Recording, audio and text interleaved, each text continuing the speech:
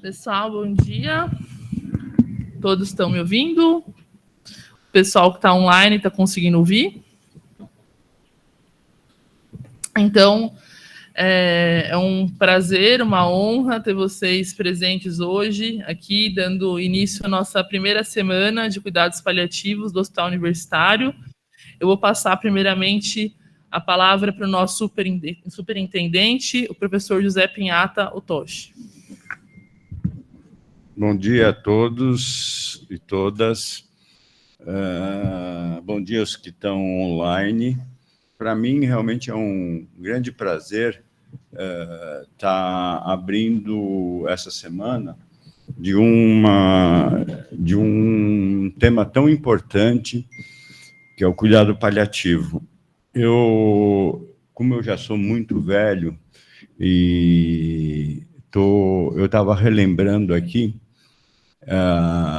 uma situação que aconteceu em 1981, né? Provavelmente muitos de vocês aqui não eram nascidos. Eu estava no HC, teve um doador vivo para um transplante de rim e fígado. E naquela época, imagina, 1981, a equipe era composta basicamente a equipe do doador era composta basicamente por um R3 e um R1. Então, um R3 ia tirar o fígado e o rim, e o R1 ajudava.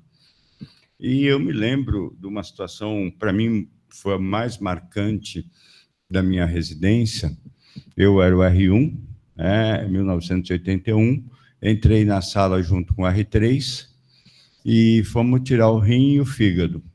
Tiramos o rim e o fígado, o R3 saiu com o rim e o fígado, o anestesista saiu junto e eu fiquei com o doador vivo respirando no aparelho.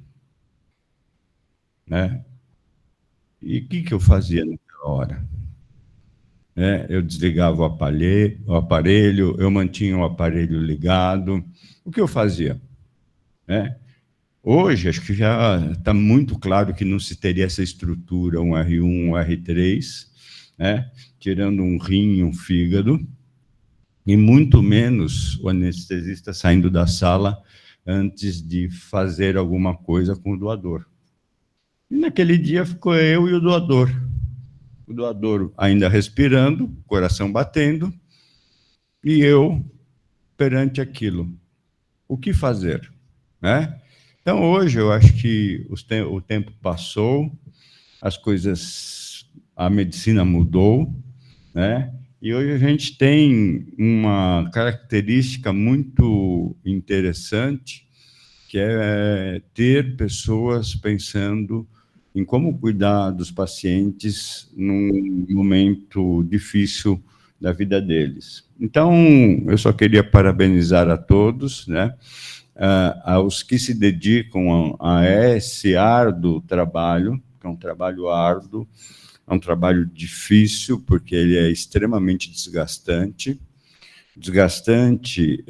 porque envolve uma quantidade enorme de emoções, de todos os lados, e muitas vezes ele se mostra para nós, da área médica, como esquizofrênico, Você ter que separar a sua emoção da razão é uma coisa que eu me lembro, nesse período todo, as coisas que mais me marcaram na medicina não foram as vitórias, foram os momentos críticos. Os momentos que eu estava perante a minha impotência como médico, como ser humano, em situações cruéis. Eu lembro muitas delas vão me acompanhar a vida inteira, e isso, para um profissional que se dedica e torna isso uma parte da carreira dele, também não é uma coisa fácil. Então, eu realmente parabenizo quem se importa com isso, porque é uma coisa muito impactante para os que têm sensibilidade. Para os que não têm, sorry. Então, sejam bem-vindos, que essa semana seja produtiva e que as pessoas tenham cada vez mais o olhar dirigido para o ser humano de uma forma empática. Obrigada, doutor Pinhata. Nós vamos colocar agora o vídeo do Dr. Douglas Henrique Crispim, que é o presidente da Academia Nacional de Cuidados Paliativos. Ele deixou aqui uma mensagem para os participantes dessa semana. Olá, pessoal do HU. Eu queria desejar a vocês, em nome da Academia Nacional de Cuidados Paliativos, um excelente evento, um evento de muito aprendizado, de muita luz para cada um de vocês. Que cada um de vocês possa sair daí com o coração talvez mais apertado, com mais perguntas do que respostas, e que a gente possa somar na indignação com a situação em que hoje está os cuidados paliativos do nosso país. Não é normal que os serviços aconteçam somente dentro dos hospitais e que a maioria dos pacientes dentro dos hospitais não recebam o atendimento adequado. Saiba que aplicando uma ferramenta simples de diagnóstico da terminalidade da vida, você vai encontrar um percentual elevado de pacientes que precisam de cuidados paliativos, mas que hoje não recebem pela desinformação, pelo preconceito e pela falta de apoio institucional nas instituições. Que nós possamos ser multiplicadores, que nós possamos lutar juntos por uma política pública de cuidados paliativos, que haja financiamento adequado para aqueles que querem exercer a profissão de forma digna e também para que os nossos pacientes e familiares recebam um cuidado adequado e com excelência. Um abraço a todos e um excelente evento a todos vocês. Então, deixar meu agradecimento também ao Dr. Douglas. E agora, pessoal, a gente vai partir para a nossa primeira palestra. Primeiro eu vou fazer a apresentação dos nossos palestrantes, vou explicar o que a gente vai fazer nesse momento. Só vou deixar combinado que nessa semana os palestrantes vão ficar sem a máscara, até para facilitar, tá bom? Então, vou retirar minha máscara. Então, aqui eu tenho o prazer e a honra de contar com a doutora Ana Paula de Souza Borges. A doutora Ana Paula é graduada em Medicina pela Universidade Federal de Uberlândia, fez residência em Clínica Médica. Tanto a doutora Ana Paula quanto o doutor Márcio, que estão aqui, foram meus contemporâneos, um ano mais novos que eu na residência. Especialização em cuidados paliativos e psico-oncologia pelo Instituto Pallium Latino-Americano. E o Dr. Márcio Veronese Fukuda. O Dr. Márcio também tem graduação em residência em clínica médica pela Faculdade de Medicina da USP, especialização em medicina paliativa pelo Instituto Pallium Latino-América. Atualmente, ele é médico assistente do grupo de cuidados de suporte do Hospital Municipal Vila Santa Catarina. Então, pessoal, a gente vai fazer essa palestra, vai ser uma coisa que a gente chama de roleplay, ou uma dramatização. É uma situação que a gente vai ter o mesmo contexto, mas o médico atuando ali de formas diferentes em relação à comunicação de uma notícia difícil e de um evento. E a gente vai usar também nessa atividade uma interatividade que é via Mentimeter. Então, tanto quem está presencial quanto online vai poder depois voltar nos pontos, né, da comunicação. Então, eu peço que vocês prestem bastante atenção nos pontos dessa comunicação, tá? Então, eu vou explicar o cenário para vocês, e aí, em sequência, a gente vai fazer essa encenação, e os nossos palestrantes vão vir aqui para a mesa. Então, a gente está no cenário do pronto-socorro, a gente tem o seu João.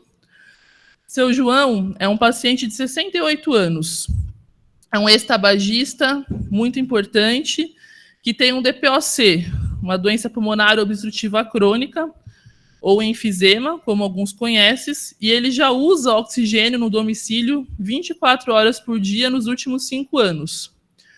Acontece que o seu João, no último ano, ele teve um declínio importante da funcionalidade, estando muito dependente para fazer as coisas no dia a dia como seu próprio autocuidado. E nos últimos 6 meses, o seu João ele teve 2 internações. E depois da última internação, ele ficou, que foi há 2 meses, ele ficou ainda mais debilitado, precisando de auxílio para todas as atividades, todas, para ir no banheiro, para tomar banho, começou a usar fralda. E a principal limitação do seu João é uma falta de ar muito importante. O seu João tem falta de ar o tempo todo, apesar de ele usar toda a medicação, que ele acompanha com um pneumologista já há 10 anos, um pneumologista do município, e ele usa o padrão top. Tudo, né, que tem para doença pulmonar obstrutiva crônica, o seu João usa. E aí, nas últimas semanas, a falta de ar dele está pior ainda, mesmo em repouso, ele está muito, muito cansado. E a filha ficou meio desesperada, de ontem para hoje. A filha chama Júlia, e a filha trouxe ele na emergência, porque não sabe o que fazer com o seu João, por conta dessa falta de ar super importante. E ele chega na emergência com sinais de insuficiência respiratória, muita falta de ar, mesmo com oxigênio, está mantendo uma oxigenação muito baixa, é um paciente extremamente emagrecido, né, praticamente caquético, com muita dificuldade para respirar. E aí a comunicação vai acontecer entre a Júlia, que é a filha do seu João, e o médico que está fazendo o atendimento. Então, eu vou chamar os nossos convidados aqui à mesa. Oi, você que é a familiar do Leite 5? Oi, doutor, sou sim, é o seu João, meu pai. Ah, é João, né? Você que trouxe ele? Foi eu que trouxe. Como que ele tá? Então, ele não tá bem, tá? Eu tô vendo aqui no prontuário dele que saíram os exames dele, a oxigenação dele tá muito baixa, ele tá com uma hipercapnia muito severa, é uma exacerbação de DPOC, né? Eu vi aqui que ele já teve terceira internação dele, né? Esses 6 meses aí por conta dessa exacerbação dele. E eu preciso conversar com você porque a gente precisa resolver o que fazer com ele. Como assim, doutor? Olha, eu preciso resolver se vocês querem que eu entube ele ou não. Uai, claro. Mas olha, é um DPOC muito grave, né? Mas meu pai é muito forte, doutor. Ele já teve outras internações, ele já saiu antes, ele quer muito viver.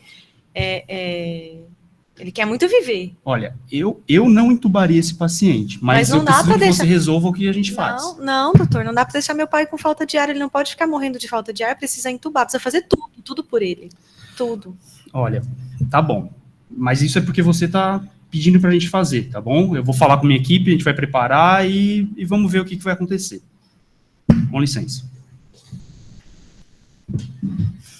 Então, pessoal, esse aqui é o nosso primeiro cenário. Eu vou pedir para vocês, então, tanto quem está presencial quanto quem está online, eu vou pedir para acessar www.mente.com. Então, vocês vão ver.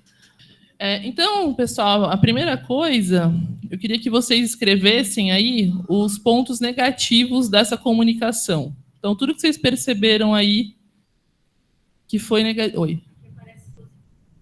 Então tá fora de ordem? Desculpa, pode ser os positivos primeiro, obrigada. Então, pode colocar primeiro o que teve de positivo nessa comunicação. Então, qualquer coisa aí que é anônimo, tá? Só para vocês saberem, não sei quem está respondendo, então fiquem bem à vontade para colocar o que vocês quiserem. Vamos dar um minutinho aí para vocês colocarem, por favor.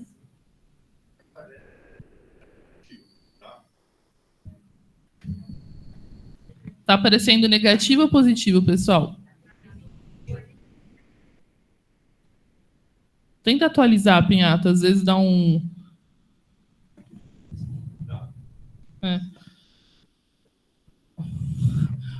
Pontos positivos está um pouco difícil, né, gente? Mas vamos começar aqui. Vamos ver o que colocou. Chamou o familiar para conversar sentado. Isso realmente é um ponto positivo. Nada, vários colocaram nada, não houve.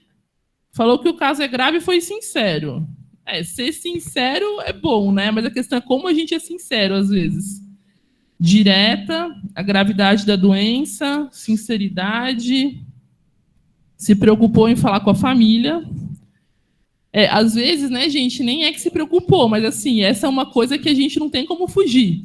A família fala assim, ó, e isso, né, é uma coisa que o médico muitas vezes, as enfermagens, outras coisas, a família está lá te esperando. Você não tem como fugir disso, querendo ou não, você tem que ir falar com a família, né? Conversar com o familiar foi positivo, estarem sentados no mesmo nível, aparentemente sem outras pessoas na sala. Que mais? Questionar a família sobre a decisão quanto aos cuidados do paciente. Não sei se isso foi positivo, vamos depois ir no negativo para ver. Não teve ponto positivo, nenhum. Transparência em contar sobre o diagnóstico, iniciativa de conversar. Ou seja, aqui, gente, quase não apareceu ponto positivo. O que mais apareceu foi uma questão de sinceridade, de falar que realmente o paciente tinha uma doença grave, né? Ou seja, de não mentir. Mas vocês viram que foi uma comunicação bem complexa, né? Agora vamos ver o que vocês perceberam de negativo. Agora sim, acho que está aparecendo os pontos negativos.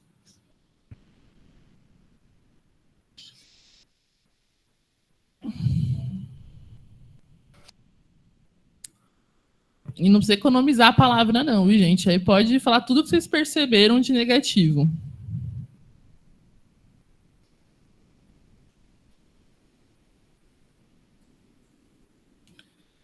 Ó, já está aparecendo aqui falta de sensibilidade, né? Então, assim, a verdade, ela é importante, mas a forma, né, como a gente dá essa verdade faz toda a diferença.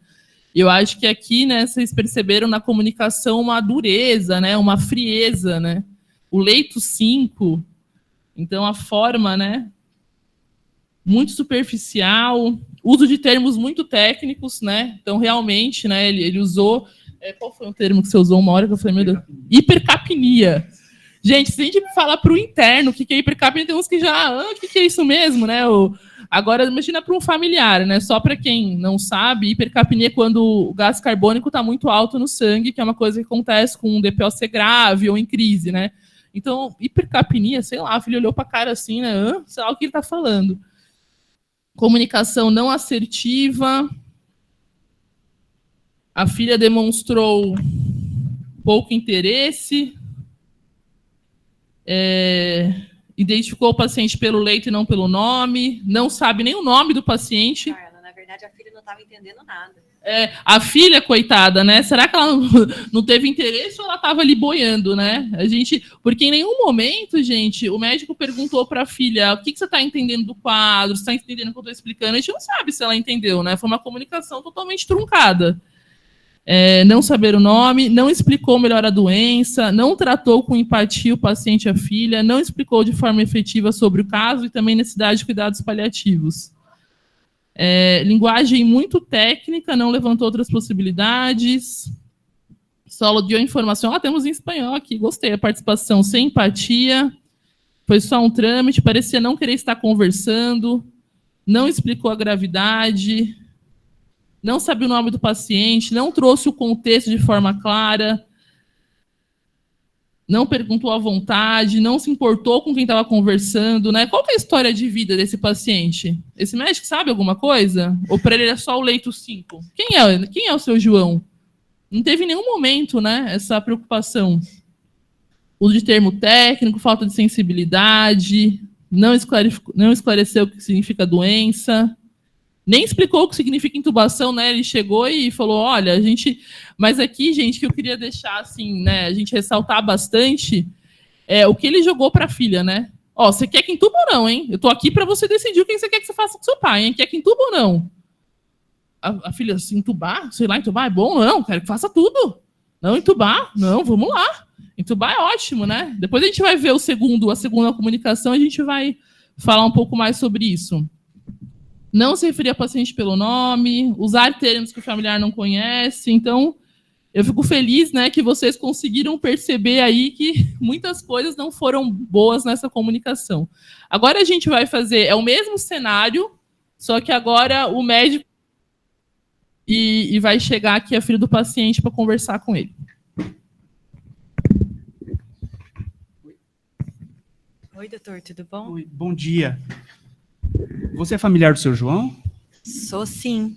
Ah, meu nome é Márcio, sou o médico que está atendendo ele hoje aqui no plantão. Fica à vontade, tá? Eu preciso conversar com você um pouquinho sobre o quadro dele, sobre o que a gente vai fazer hoje no tratamento.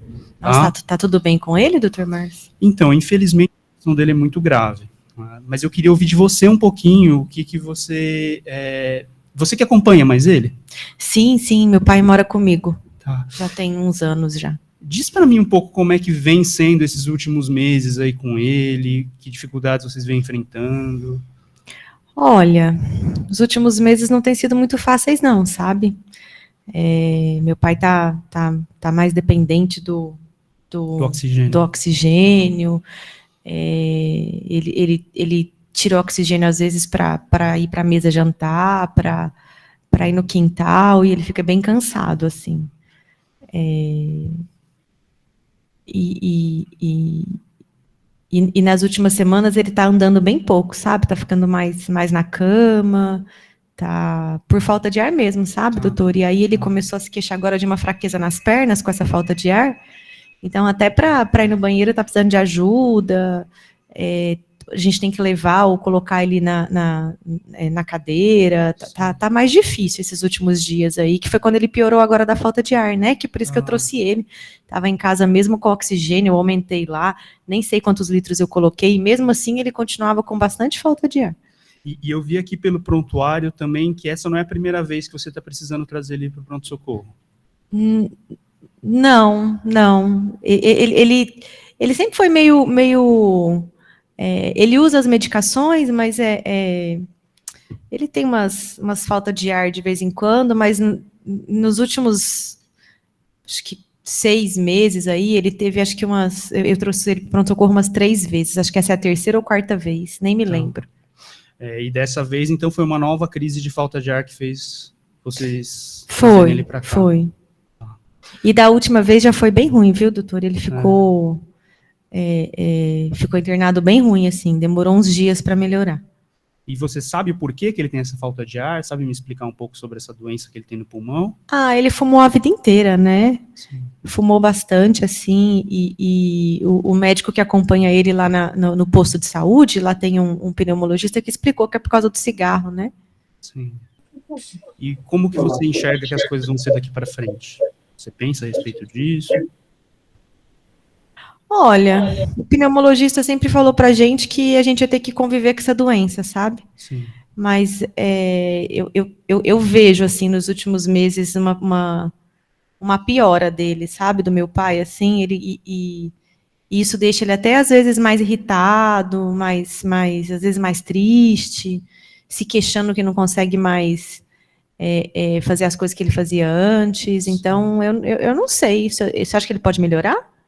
Olha, essa é uma das complicações desse tipo de doença que me faz me preocupar com a saúde dele. Tá?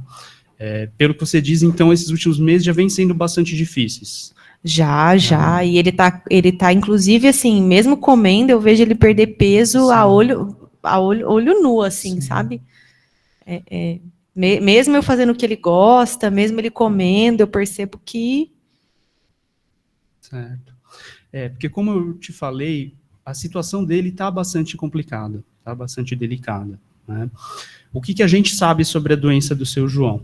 Ele tem uma doença que a gente chama de DPOC, doença pulmonar obstrutiva crônica, tudo bem? Uhum.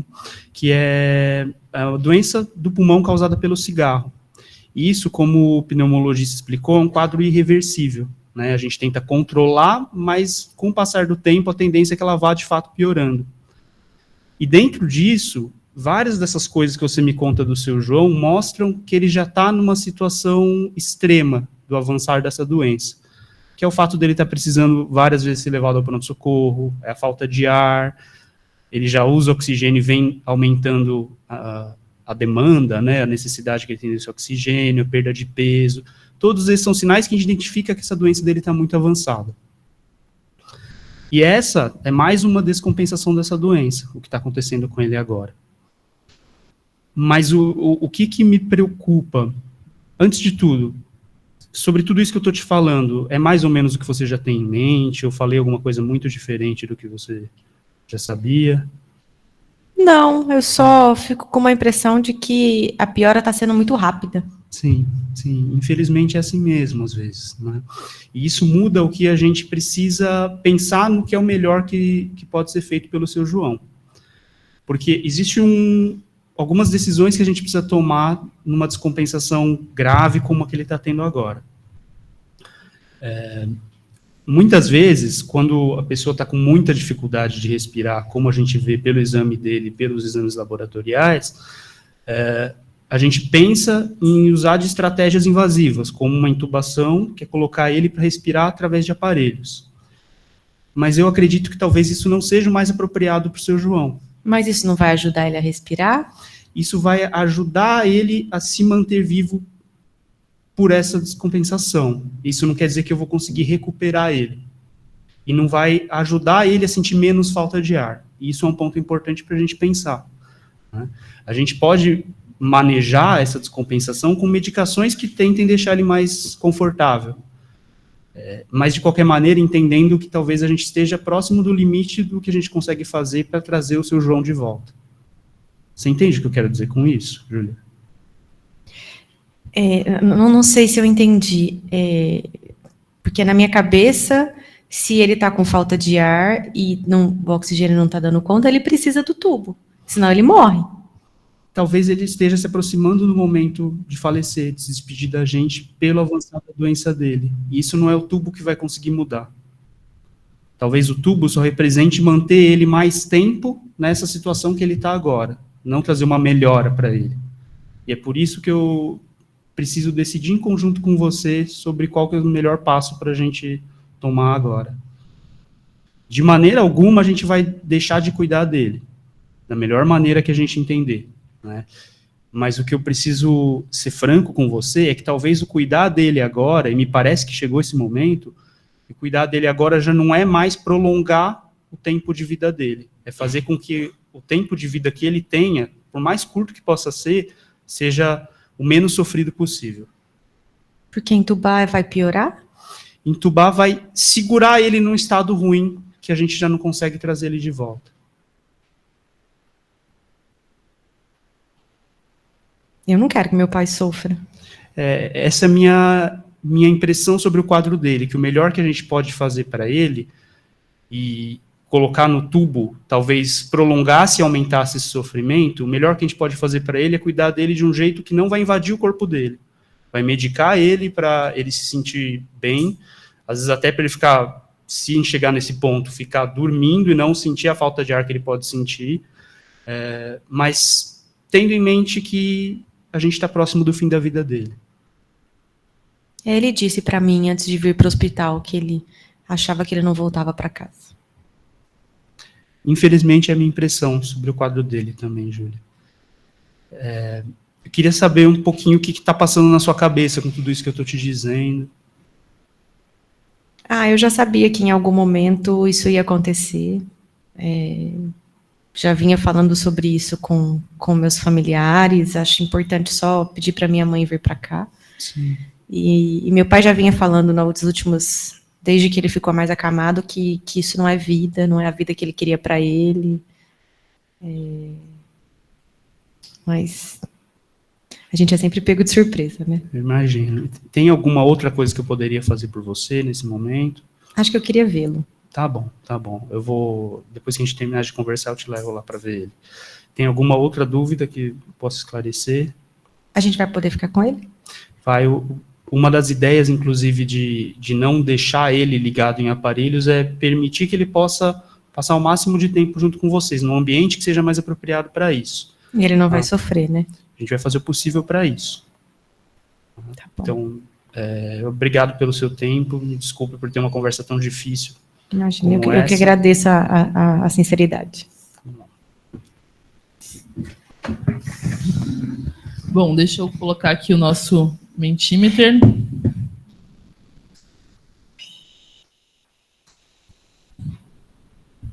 Área de compartilhar a tela. Ainda bem que o Juraci está aqui para me ajudar. Eu vou deixar aqui o agradecimento à equipe do audiovisual, Juraci e Fábio. Sem vocês, tudo seria mais difícil. Obrigada. Para quem está conectado ainda, gente, é o mesmo link. Quem por um acaso saiu, é só colocar de novo www.mente.com e esse código. Então, vamos ver quais são os pontos positivos, aí a gente vai comentando. Escutou a familiar para entender melhor o caso. Então, acho que aqui, gente, esse é o grande pulo do gato, né? A gente que fala um pouquinho de comunicação de má notícia. E aí, aqui, gente, eu queria fazer um parênteses do que é uma má notícia. Má notícia, porque a gente pensa, má notícia ele não vai ser entubado, ou má notícia está morrendo. Isso realmente é uma má notícia. Só que coisas do nosso dia a dia, que todo tempo acontecem, por exemplo, um diagnóstico de diabetes.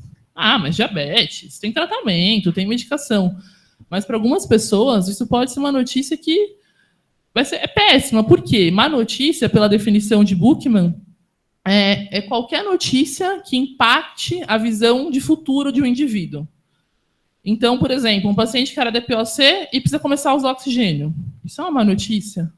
E às vezes a gente, como profissionais de saúde, no dia a dia, a gente está tão habituado com algumas coisas que a gente não pensa no impacto que isso pode ter para o outro, né, ser humano, para o nosso interlocutor. Então, queria deixar ressaltada essa questão aí do que é uma má notícia. Então, essa questão de quando a gente faz uma comunicação de má notícia, o ouvir primeiro faz toda a diferença. Então, vamos só relembrar aqui, eu sei que muitos conhecem, né, o protocolo SPIKES, de comunicação de más notícias, que é o protocolo mais utilizado globalmente e também aqui no Brasil. Só para falar que esse protocolo ele foi publicado em 2000, então a gente está aí com 22 anos, mas, infelizmente, muitos profissionais de saúde ainda não conhecem e fazem uma comunicação como a gente viu, né, no primeiro caso. Então, a primeira coisa ali do S é primeiro pensar no tudo que a gente vai fazer nesse início dessa comunicação. Então, qual que é o ambiente? É um ambiente reservado? Eu tenho uma sala específica para isso? Aí muitos profissionais podem falar, mas no meu pronto-socorro, no hospital que eu trabalho, a gente não tem uma sala específica. Gente, não tem problema. Aqui mesmo, no nosso pronto-socorro, a gente ainda não tem uma sala para isso, mas eu estou lutando um dia, acho que a gente vai ter, mas a gente vai para um consultório, né, um ambiente reservado. Eu tiro, né, o familiar ou o paciente do meio da muvuca, né? Então, esse negócio do cenário que a gente vai estar faz toda a diferença. Outra coisa que vocês perceberam até, né, no caso que teve de positivo, até aqui pelo contexto da encenação, está sentado. E, preferencialmente, sentado ao lado. E não sentado um do canto, outro do outro, ou distante. Então, só de estar ao lado, isso faz muita diferença. Porque essa barreira física, tanto que hoje em dia muitos consultórios não tem mais aqui a mesa e o paciente do outro lado, né? Fazem de uma forma que o médico fica ao lado do paciente. Então, isso muitas vezes pode ser uma barreira, e é uma barreira, às vezes, na comunicação. Então, o fato de eles estarem ao lado um do outro, isso é uma outra coisa bastante positiva. Aí vamos ver aqui o que mais colocaram. Empatia. Então, vocês que estavam observando perceberam que o médico ele estava preocupado com o que a filha estava sentindo, né, com o que estava acontecendo. Ele não era só um técnico que estava ali para passar informação. Ele estava ali para entender o contexto, para mostrar que ele é um ser humano também, que ele consegue se colocar no lugar e entender o quão difícil está sendo esse momento. Então, olha só, gente, a gente está falando no mesmo contexto e como foi totalmente diferente, né, as duas comunicações. Escutativa. Então, isso é bem interessante. Escutativa, gente, não é simplesmente ouvir. Eu estou ouvindo, estou escutando, né? Estou prestando atenção em tudo aquilo que ela está me trazendo. Clareza. Então, também achei que foi bastante claro. Respeito, empatia. Ouviu a familiar, demonstrou preocupação, quis ouvir e entender. Claro, explicativo, sensível. Ouviu a familiar, o médico se mostrou preocupado, explicou detalhadamente. Então, vocês viram que aqui... Pode falar. Posso falar? Que eu ia comentar em relação a essa questão da empatia, que é meio difícil, até pelo espaço físico, assim, a gente demonstrar isso, mas muito dessa percepção de empatia vem do não verbal, né? Provavelmente mais do não verbal do que do verbal. Então, eu tentei ficar numa posição que eu tivesse mais dirigido para ela, o tom de voz que eu falo, o ritmo, né, a cadência da minha fala, tudo isso ajuda a transmitir a imagem de calma, né, por mais que seja uma situação difícil, ajuda a transmitir uma ideia de preocupação real, né? Então, não é só o que falar, é o como falar, né? O não verbal e o paraverbal, que a gente diz. Né? Isso, eu acho até que agora, nesse momento, a gente pode fazer nós três aí, e colocando os pontos. Eu só peguei aqui para a gente comentar, mas a gente pode ir agregando as coisas. Agora, essa questão, né, gente, que o Dr. Márcio falou agora, né, a questão não é o que falar. Vocês viram que nos dois casos, o conteúdo era muito parecido. Um paciente com uma doença grave, insuficiência respiratória, mas o como. E a gente acho que tem que frisar muito no como. Como que a gente fala com os nossos familiares, com né, os acompanhantes, com os nossos pacientes. Então, o conteúdo, gente, eu sempre digo assim, uma má notícia nunca vai ser boa. Má notícia é má notícia, ponto. E nós, profissionais de saúde, a gente vai dar má notícia o tempo todo. Como que a gente pode amenizar? Né? Como que a gente pode fazer que isso seja menos impactante? Então, eu queria que a Ana comentasse agora qual foi a sensação dela como filha, agora no papel de filha. Bom, a filha se sentiu muito acolhida pelo médico, né, assim, que se apresentou, falou, acho que a sensação que eu tive fazendo o papel da filha era muito assim, nossa, ele está preocupado com como eu estou vendo que o meu pai está em casa, né, então ele escutou tudo isso, como que o pai estava, e todas as vezes que eu faço esses papéis que eu estou do lado do paciente ou do familiar, quando o médico pergunta isso, eu tenho uma sensação que concretiza na cabeça do familiar, nossa, ele não estava bem, né. Então, antes mesmo dele me falar que ele não estava bem, quando ele me perguntou, eu já fui... ele não estava bem em casa. Então, eu acho que ele foi muito claro nas colocações, né, assim, com pouco termo técnico. No final, eu tive algumas dúvidas, né, a coisa do, mas não precisa entubar, mas se entubar ele não vai ficar vivo, né, mas eram todas dúvidas que ele foi tirando, né. Então, acho que essa percepção do escutar e perguntar, né, que o Márcio perguntou, né, se eu tinha alguma dúvida, se eu queria saber mais alguma coisa, né, porque, às vezes, eu tenho a impressão que o familiar fica tão, assim, extasiado com tudo que ouviu, que não se toca de fazer as suas perguntas e tirar suas dúvidas, e está cheio de dúvida, né.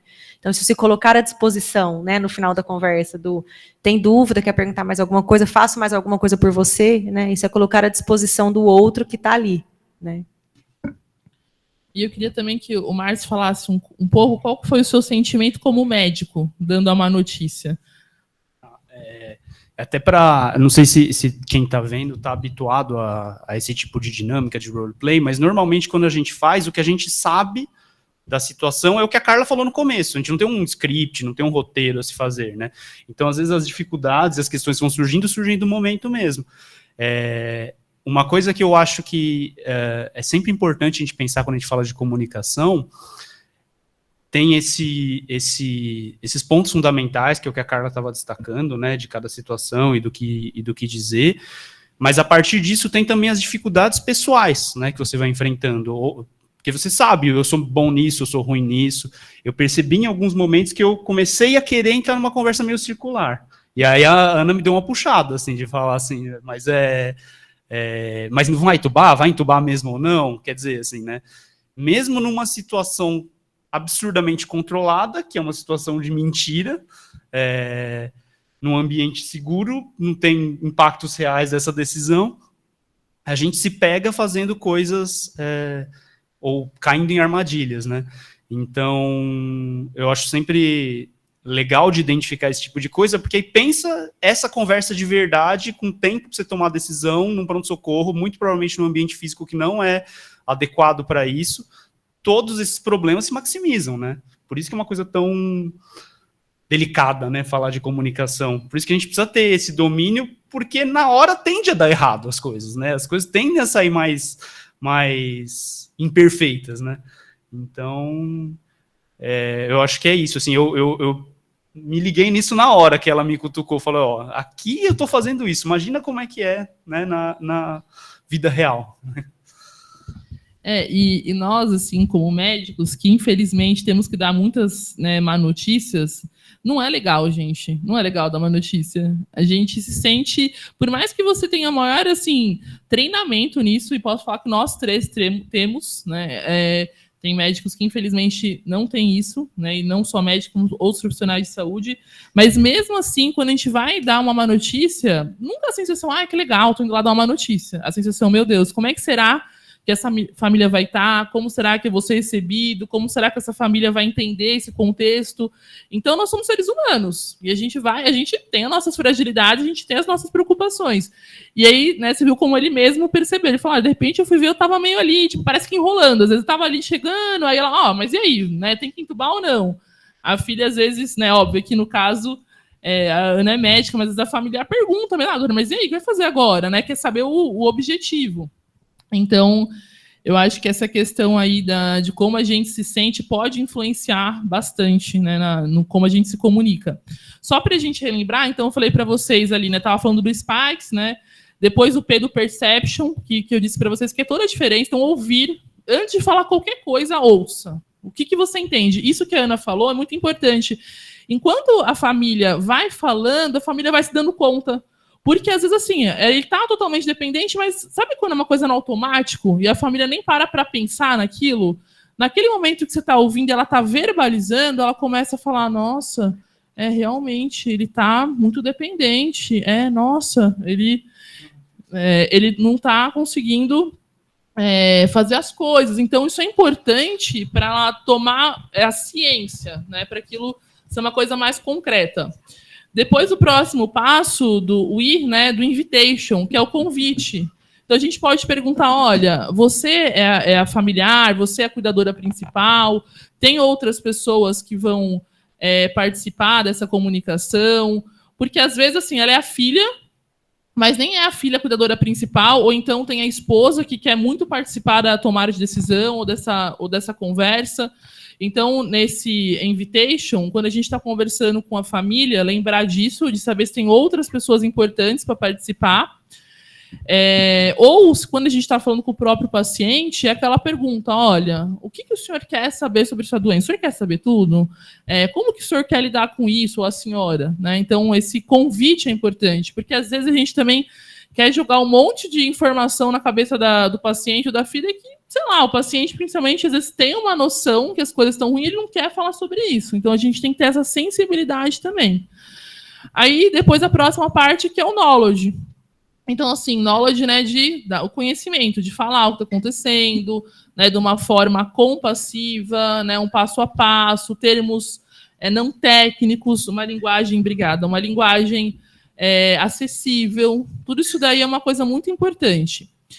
E aí, gente, o E, que é o emotion, eu acho que é uma das coisas, assim, dos pontos mais difíceis do Spikes, assim, na minha opinião. Porque o emotion pode ser qualquer coisa, que são as emoções. Eu já tive situação de familiar muito calmo, já tive situação de familiar que começa a chorar desesperadamente, de familiar agressivo. Eu nunca apanhei, mas assim, de familiar que começava a gritar, né, que depois, e assim, é muito interessante, porque começa e depois, tipo, a pessoa muda. E acaba, no final da conversa, pedindo desculpas, né? Eu já presenciei isso algumas vezes. E esse emotion é um pouco, né, assim, difícil, porque a gente não sabe o que vai aparecer. A gente não sabe o que esperar dessa família, muitas vezes. Se é um familiar que a gente já conhece, já acompanha, às vezes a gente já sabe, tem uma relação e um vínculo. Mas eu queria ressaltar aqui com vocês, gente, o contexto. Era um médico, né, ele na emergência, ele não conhecia esse paciente, essa família não tinha vínculo. E aí, ele acompanhava há 10 anos no pneumologista. E o pneumologista nunca teve uma conversa sobre o que seria, né, quais eram as preferências, né, ouvir. O pneumologista tinha 10 anos de relação com a família. Será que ele não seria o profissional mais adequado para fazer isso? Porém, gente, infelizmente, a gente sabe que muitas vezes ainda no ambulatório, isso não é só no Brasil, tá? Tem um levantamento bem interessante, multicêntrico, que os médicos que acompanham o paciente, mesmo sabendo que o paciente tem uma condição grave, e que está evoluindo para uma fase mais de terminalidade, os médicos têm muita dificuldade de falar sobre fim de vida e preferências dos pacientes.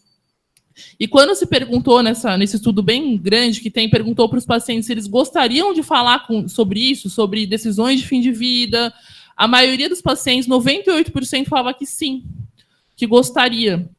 Quando se perguntava para os médicos se achava importante, 99% dos médicos falaram que sim. Isso no contexto ambulatorial. E desses, né, quase 100% de médicos, apenas 20% fazia isso. Olha só, é importante, o paciente acha, o médico acha, mas não é feito. E muitas vezes isso acaba caindo num contexto, sim, da emergência, porque, como eu sempre falo, gente, a emergência é 24 horas, está ali o tempo todo. E não é que o paciente teve uma descompensação, o paciente já estava muito ruim, chega uma hora que a família se desespera. Então, muitas vezes, o que a gente precisa é entender esse contexto emocional, né, de como que essa filha estava fragilizada, cansada, preocupada, né, ouvir um pouco, às vezes, também esse lado, né? Eu queria que vocês comentassem um pouquinho agora dessa parte do emotions aí, como que é para vocês, dia a dia, ou os pontos, o que foi mais difícil, de repente. Teve um negócio que a Ana comentou que eu acho que é muito relevante, que é essa questão de que dá uma apagada mesmo, né?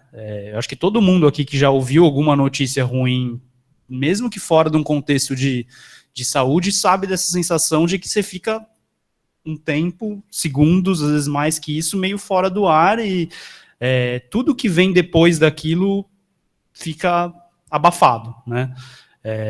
Então, e como a Carla disse, né, a gente não tem como prever o que vai vir.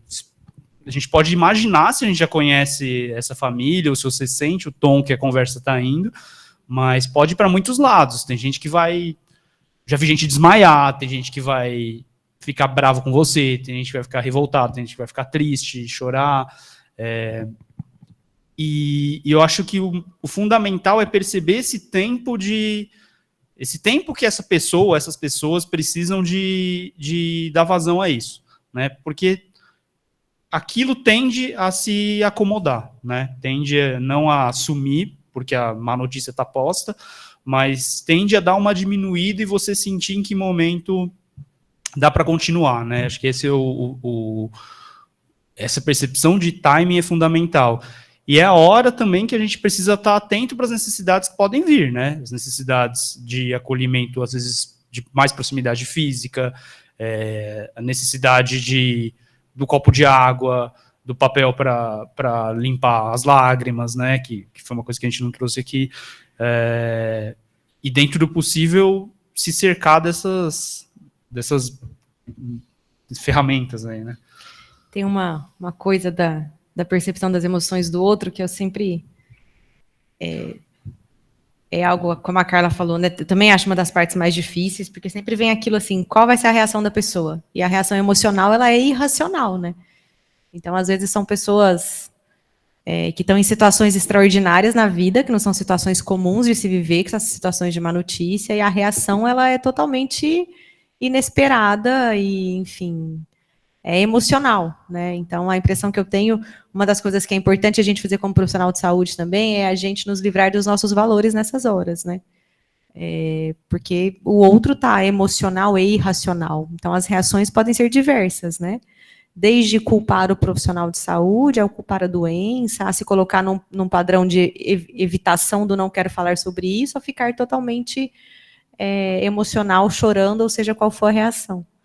Então, acho que a gente tentar olhar com os olhos de quem não... sem os seus valores, né? Sem julgar o valor do outro, porque... E uma coisa importante é a gente aprender também que quando o familiar ou o paciente culpa, né? Porque não é incomum a gente ver procurar um culpado que não a doença, né? E se isso se vira para nós, eu acho que tem uma coisa da gente aprender também a ser gentil com a gente, no sentido de que não, o problema não fui eu, é a doença. Mas está tudo bem essa pessoa me culpar nesse momento, porque é o que ela está dando conta de fazer. Né? Mesmo que a minha comunicação tenha sido impecável, talvez a única forma que o familiar ou o paciente consegue lidar com aquele momento da má notícia é culpando alguma coisa que não a doença, porque olhar para isso é difícil. Então, às vezes, o culpado é o profissional da saúde, não só o médico, qualquer um que pode estar ali. né? Então, a gente... Claro que isso é um exercício muito difícil, né? A gente sempre sai muito frustrado desse tipo de comunicação quando a gente sai com o familiar nos achando culpado, mas é importante a gente ser gentil com a gente e entender que a culpa não é nossa. É que, às vezes, a gente é o carregador da má notícia, mas, às vezes, isso se volta contra nós, mesmo sendo impecável a comunicação. Acho que isso que a Ana falou é muito interessante, nessa questão da contratransferência, porque muitas vezes nós, como profissionais, a gente fica arrasado, porque a gente fala, nossa, eu fui ali, tentei dar o meu melhor nessa comunicação, ser empático, e essa família me detonou, né? E já aconteceu isso, com certeza, com todos nós aqui, né? De você ter ido lá, feito o seu melhor. Então a gente tem que muitas vezes separar isso. Aquilo, né? Muitas vezes essa família não é contra nós. Ela tá triste, revoltada, angustiada contra o mundo, ela vai descontar em alguém. Então a gente às vezes vai ser o para-raio ali. Então tem que estar preparado também para esse tipo de coisa. Então realmente essa parte das emoções, gente, é uma questão assim bem complicada. E uma das coisas que a gente fala que é essa resposta afetiva, né? Então, como que nós, como profissionais, conseguimos responder à emoção que vier, que a gente não sabe qual vai ser, de forma afetiva, né? Para a família se sentir acolhida, para a nossa comunicação ser efetiva. Acho que essa aí é uma coisa que é um grande desafio no nosso dia a dia. Eu acho que a gente podia só finalizar e a gente abre para perguntas no final, tá, Maurício? Acho que o Maurício e a Vanessa, a gente já levanta, aí a gente finaliza e a gente abre para perguntas. Só a última etapa aí, gente, do Spikes, né, que seria esse summarize, né? Então, fazer um resumo e os próximos passos, né? Estratégia. Então, isso eu acho que é muito importante. E quando a gente está uma comunicação ruim, acabou, mas e aí? E agora? Né? E quais são os próximos passos? Isso, gente, é muito interessante entender, checar o que esse familiar entendeu. Então, vocês viram que ele perguntou, olha, né, você entendeu? Você esperava isso mesmo? Ela fala, doutora, agora você falando. Então, ele checou, né, aquela compreensão. E uma outra coisa importante, né, que são os próximos passos, olha, a gente tem medicação, a gente tem várias coisas para fazer, para melhorar essa falta de ar dele. Porque aqui, uma coisa que a gente vê, gente, infelizmente, não, agora não tem mais nada que fazer. Ou então, a gente não vai investir. Gente, a gente investe muito em cuidados paliativos, só que a gente investe em coisas diferentes. A gente investe numa boa comunicação, numa equipe multiprofissional presente, né, na presença da família. Então, cuidado com isso. A gente não vai investir. Como assim não vai investir? Né? O que essa família vai entender disso? Então, assim, olha, a gente entende que não deve, medida invasiva, uma intubação não vai trazer benefício. Mas quais são os próximos passos? Olha, a gente vai melhorar a falta de ar, vocês vão poder ficar juntos, a ideia é justamente essa, vocês vão estar lá com ele, a gente vai estar aqui para o que precisar. Se as coisas não forem bem, a gente está o tempo todo, a gente conversa novamente. Então, entender que, assim, isso é uma conversa, mas a gente tem outras coisas que vão acontecer nesse decorrer. Um ponto que não sei se foi intencional ou não, mas que a Ana puxou para essa conversa, e que eu acho que também a gente precisa tomar cuidado com os dois extremos, né? O extremo do que eu não vou fazer, e o outro extremo do prometer o que eu não posso prometer, né? Porque é muito tentador a gente cair numa comunicação de más notícias querendo maquiar o fato de que é uma notícia ruim e fazer as coisas parecerem menos ruins do que elas são. E, por exemplo, eu não consigo prometer que ninguém não vai ter dispneia no fim de vida. Eu consigo prometer que eu vou fazer o meu melhor e tudo que está no meu alcance para que essa pessoa não sinta, né? Porque isso gera muita frustração quando a gente se coloca nesse lugar e de prometer um resultado que não está no seu alcance de prometer, né? E ela me perguntou isso no fim. Então, ele não vai sofrer? O que eu posso responder de maneira mais honesta? Eu vou fazer o meu melhor para que ele sofra o mínimo possível, né? Dizer que isso vai ser isento de sofrimento, eu não consigo. Infelizmente, eu não consigo. O que eu consigo dizer é que, na minha visão, essa linha de cuidado é a mais apropriada, e dentro disso tem uma série de coisas que a gente pode fazer para minimizar esse sofrimento. Agora, o resultado final disso, eu não consigo dizer, né? Então, eu acho que a gente tem essa coisa que o Douglas costuma usar essa expressão, de não vender o paliativo do não, né? Que eu falar o que eu não vou fazer, e aí, porque aí ninguém quer isso, né? Agora, de tomar o cuidado também de não dizer sim para coisas que eu não posso dizer, né? Eu acho que é esse meio termo aí que a gente tem que mirar. Eu acho importante, até nessa fala do Márcio, eu sempre digo assim, né, até quando para os profissionais de saúde, para os internos residentes, eu falo, gente, sofrimento sempre vai ter. É impossível não ter sofrimento. Né? Sofrimento, porque não é só o sofrimento físico da falta de ar, é o sofrimento psicoexistencial, o sofrimento da família, é o luto. A gente vai ter uma palestra só para falar sobre luto, e luto, gente, não é morte, não é isso. É o luto das perdas, né? As perdas que esse paciente está, né, passando. E uma das perdas, gente, que é muito impactante é a perda da funcionalidade. Então, o paciente, cada dia, está mais dependente. Isso é uma coisa que traz um sofrimento absurdo. Então, dizer que não tem sofrimento é impossível. Sempre tem sofrimento. O que a gente vai tentar é minimizar ao máximo, né? Assim, minimizar ao máximo, assim, que esse sofrimento seja o mínimo possível. E quando a gente fala do sofrimento físico, que é uma das esferas do sofrimento, lembrando que o sofrimento ele não é só físico, né? Ele é psíquico, ele é social, ele é espiritual. Então, quando a gente fala do sofrimento físico, sim, eu vou dar remédio para falta de ar, eu vou controlar o sintoma, né? Para o sofrimento psíquico, a família vai estar mais presente. Mas o sofrimento, ele existe, gente. Quando a gente fala de uma doença avançada, e principalmente já mais próximo do final da vida, ele existe. O que a gente tem que fazer é minimizar, né, esse sofrimento. Eu acho que esse é o papel do profissional de saúde, de todos nós profissionais de saúde. Aninha, quer falar mais alguma coisa? Márcio? Então, acho que a gente pode abrir aqui para as perguntas, pessoal. Eu sei que já tem aqui no habilitar. Onde que vai aqui? Nesse?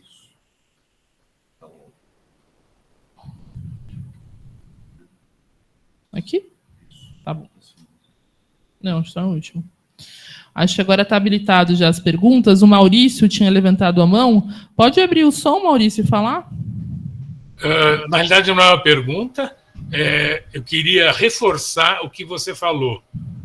Que o ideal seria o médico do ambulatório conversar com o paciente sobre esse tipo de planejamento de cuidado de fim de vida.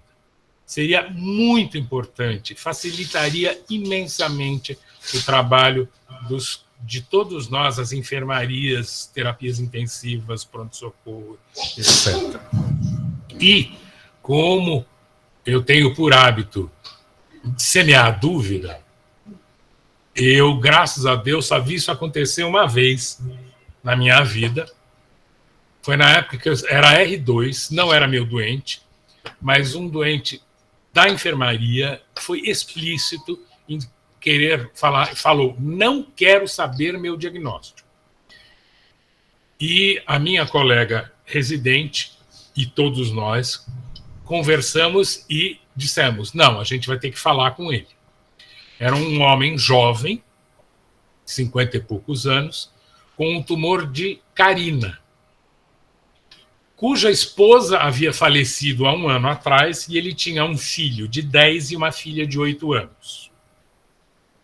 Nós não falamos o diagnóstico para ele, né? A minha colega não falou o diagnóstico, mas lançou a dúvida. Olha, você vai ter que fazer químio, você vai ter que fazer rádio. Tudo isso pode ter uma complicação. E se você tiver que ficar internado, quem vai cuidar dos seus filhos?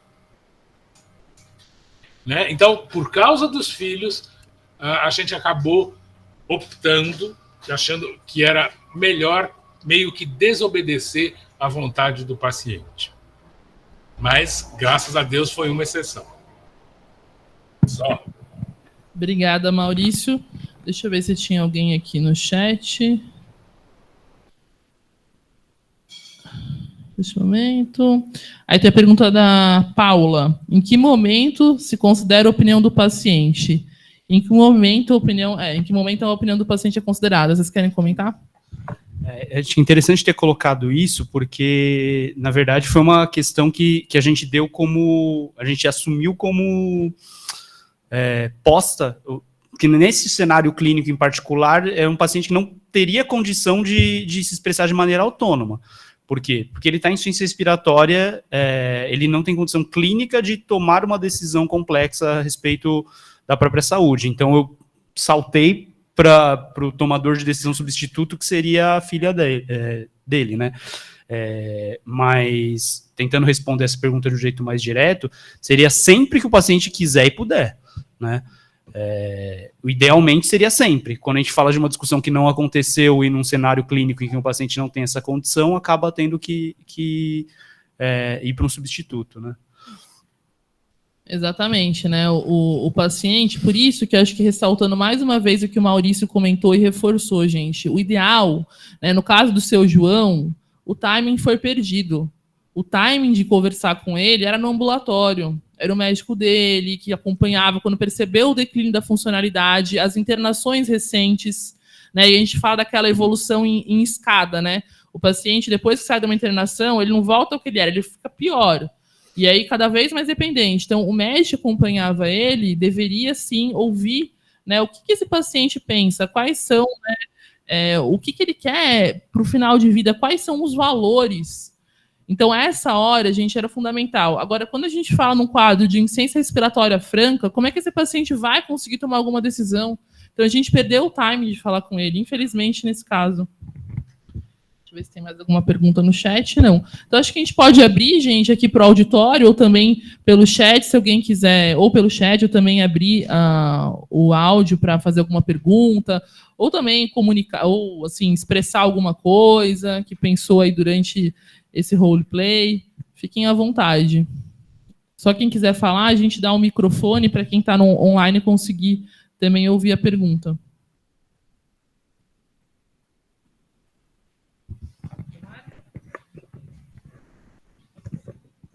Podia ter feito uma representação que a família não aceitasse tão bem a conduta também, né? Que eu acho que a dificuldade maior está quando a família começa a ir contra aquilo que você está falando e a dificuldade de sair dessa situação, né? Essa questão do não aceitar também, comentando um pouco sobre isso, né, Dumara, às vezes os internos me perguntam muito isso, né? Mas e quando a família não aceita? Quando a gente vai ali, a família não aceita. E muitas vezes, se família não aceita, ou a forma ali falhou na comunicação, e muitas vezes a gente vê isso, né? A comunicação foi truncada, foi ruim. Ou muitas vezes, o familiar que não aceita, ou a família que não aceita, é aquele que esteve ausente dos cuidados. Isso a gente vê o tempo todo. É aquele filho que morava não sei onde, que não via a mãe nunca. Então, assim, tem um sentimento de culpa. Então, ele acha que nessa hora tem que fazer tudo. Então, assim, eu até gostaria de ouvir a experiência aí da Ana e do Márcio, mas, assim, no meu dia a dia, quando eu tenho esse familiar que não aceita, porque assim, gente, quem que não quer aceitar o que é melhor, o que é dar conforto? Porque você não tá falando, olha, eu não vou entubar, eu não vou fazer isso, eu não vou reanimar, eu não... Não é lista de nãos. Olha, tudo que eu posso fazer pelo seu João para ele estar melhor. E assim, se alguém perguntar para mim, você gostaria de receber cuidado paliativo e que seus familiares recebessem? A primeira pergunta é, eu gostaria de nunca precisar, mas a gente sabe que a gente vai precisar. E a maioria das pessoas precisam. Então, se eu precisar, se minha família precisar, eu com certeza quero receber cuidados paliativos. Isso é uma coisa que eu tenho muito clara.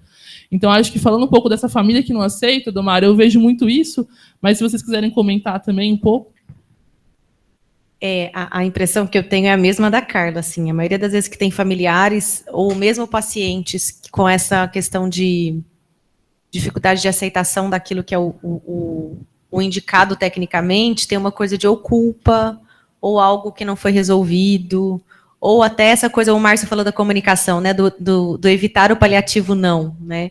Então, começar a comunicação falando do que eu vou fazer, antes de falar o que eu não vou fazer, faz com que o familiar e o paciente escutem o que vai ser feito antes.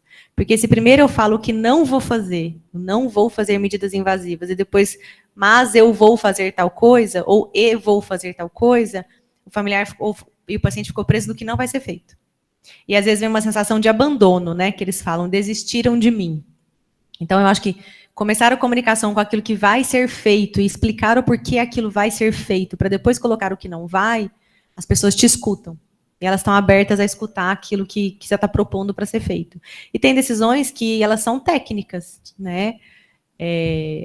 Vou até para o outro extremo, né? Mas, por exemplo, uma decisão de reanimação ou não de um paciente que está muito grave na UTI, essa decisão é técnica, ele já está reanimado na UTI com noradrenalina, vasopressina, ele não tem que receber massagem cardíaca, ele já está reanimado, né? Com medicações. Então, esse é o tipo de coisa que não adianta o familiar falar que quer que a gente faça. Né? A gente precisa sentar com esse familiar e abordar esse familiar de que aquilo não tem indicação. Eu ia tocar nesse ponto, assim, também, porque eu acho que tem duas coisas, né? Porque aqui a gente está falando de dois temas que são complexos, que um é comunicação de más notícias e outro é planejamento de cuidados, né? E a gente colocou um cenário em que uma coisa está imbricada na outra, por isso até que a gente fez 2 desfechos diferentes por comunicações, estilos de comunicações diferentes, né? Eu coloquei a conversa como, de fato, um compartilhamento de decisão, né? Que é até meio questionável nessa situação, mas no sentido de que, assim, precisamos decidir em conjunto. Mas um ponto que eu acho que é importante, eu não sei o quanto que eu fui claro aqui, mas eu me preocupei em fazer isso é estudado também. Primeiro, o que a Carla comentou do primeiro cenário, da gente não pedir que se tome uma decisão que é de âmbito eminentemente técnico, né?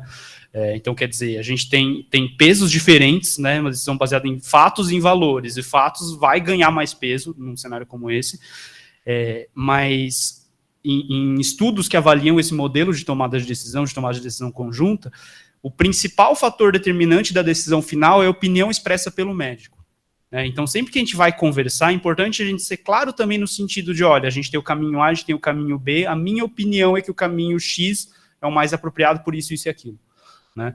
Então, de colocar que, assim, a gente precisa decidir se vai tomar uma linha de cuidado que envolve medidas mais invasivas ou uma linha de cuidado menos invasiva. A minha opinião é que para o seu João, nessa situação de agora, é essa, porque ele já tem uma doença que está mostrando para a gente estar muito avançada, a gente tem uma perspectiva baixa de conseguir recuperar ele na outra situação, e assim. Então, eu acho que ela quer falar de... A minha experiência do dia a dia é com criança, né? Uhum. E essa verdade muitas vezes não combina com a gente. Porque a família sempre coloca assim, mas é uma criança que já sofreu muito, ela já vem de uma vida já bem debilitada, e as perdas, muitas vezes, elas são muito sutis para a família, e a dificuldade, porque a criança vem vindo piorando aos poucos, a família tem dificuldade de perceber essa piora. A criança sempre é uma lutadora, porque desde muito pequena ela já passou por todo esse sofrimento. Então, muitas vezes a gente senta para conversar esse tipo de coisa com a família, e a família tem muita dificuldade de ter esse entendimento, assim, como que, às vezes, para mim, eu acho que deveria ter 2 tipos de cuidados paliativos diferenciados, que é do adulto e da criança, porque muitas vezes as coisas não... essa visão tão... eu acho que o lugar onde a gente tem essa transição no adulto, né, com perda de funcionalidade, com qualidade de vida muito clara que foi perdida, com o sofrimento do paciente que se aumenta. Então, na criança, a gente já sai de um patamar muito inferior. E essa percepção também é muito difícil para a família, então, às vezes, essa conversa, por mais abertura que a gente, né, de empatia, do cuidado, muitas vezes a gente não consegue chegar onde a gente gostaria de chegar, e o que eu tenho percebido, assim, que é uma coisa que me chama muita atenção, é que cabe muito o que a doutora Carla falou, que quando a família percebe o sofrimento, ela percebe que tem alguma coisa errada, mas a gente tem uma criança que a mãe percebe, a gente tem uma conversa, só que a criança supera aquela fase, ela fala assim, não, mas ela sofreu muito, mas ela superou, ela já passou, então eu acho melhor a gente fazer, se tiver que entubar de novo, eu acho que tem que entubar de novo, se tiver que pegar acesso central, tem que pegar de novo, porque a gente pegou e deu certo, né, ela tá aí, sobreviveu, só que, então, mas ela sobreviveu, piorou, ela não tá igual ela estava antes, ela tá cada vez com mais dificuldade. Então, e é uma somatória de coisas que a gente vai vendo e que vai tendo que toda vez estar pontuando com a família. Então, para a gente, às vezes, não é tão sistemático assim, né? Só fazer um parênteses, assim, quando a Dumara fala que precisa ter um outro cuidado paliativo que é o pediátrico, realmente existe isso, né? A gente, na nossa pós-graduação, que foi no Palion, né, na Argentina, tinha o curso geral, e aí quando falava de pediátrico era separado, a parte, porque assim, existem muitas particularidades do cuidado paliativo pediátrico. Na quinta-feira de manhã, nesse curso, a gente vai falar um pouquinho de cuidado paliativo pediátrico, mas eu sei que eu e o Márcio, a gente teve uma experiência, a gente implantou o serviço de cuidados paliativos no Hospital Geral de Pirajussara, alguns anos atrás. E a gente, assim, a gente não é pediatra, nós somos clínicos, né, médicos de adultos, nós 3. E paliativistas. Só que lá a gente teve uma atuação conversando muito com as famílias, né, das crianças. Era o nosso papel, a gente não é pediatra, mas a gente auxiliava a equipe nessa comunicação.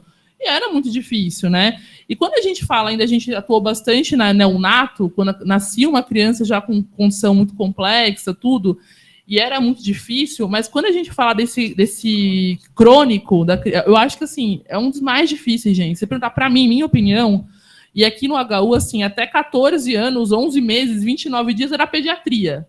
Fez 15 anos, vira da clínica, né? E aí, quando esse paciente chega para a gente com 15 anos, e muito doente, muito debilitado, e sem qualidade de vida, essa mãe, eu sei porque eu já participei de muitas conversas nesse sentido, fala, não, mas ela não consegue ter essa percepção. E é uma mãe que tem um extremo sofrimento. Inclusive, gente, assim, essa pessoa, ela deixa de viver a vida dela para viver aquela vida. Ela, muitas vezes, o marido larga, porque também não aguenta, tem outros filhos meio que ficam para o escanteio, e todo cuidado é para aquela criança. A gente vê muito isso. Então, quando a gente fala da possibilidade, tipo, talvez essa criança não exista, ou esse jovem adulto ou adolescente daqui a um tempo, essa pessoa não consegue entender isso, porque assim, é como assim, minha vida vai deixar de existir, porque a vida se tornou uma só, muitas vezes. Então, eu acho que é muito difícil, eu queria que vocês comentassem um pouco.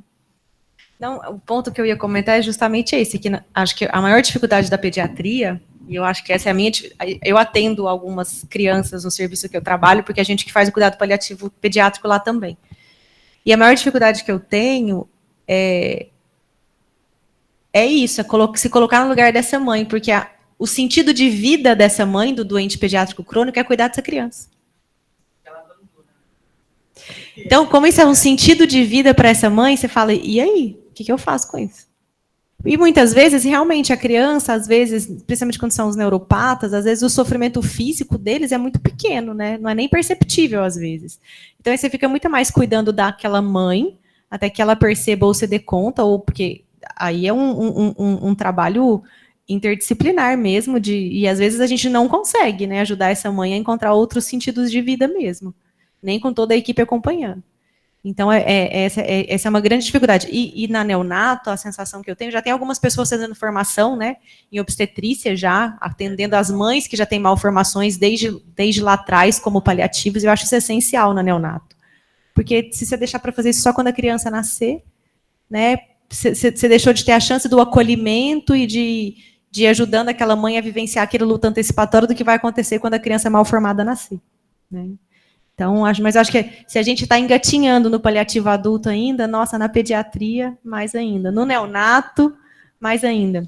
E tem uma médica que fez a residência lá no HC, que ela está fazendo um trabalho muito legal lá no Instituto da Criança, que eles estão fazendo, acho que a tese de doutorado dela, eles estão fazendo um ambulatório de transição pediatria adulto, que é a Fernanda.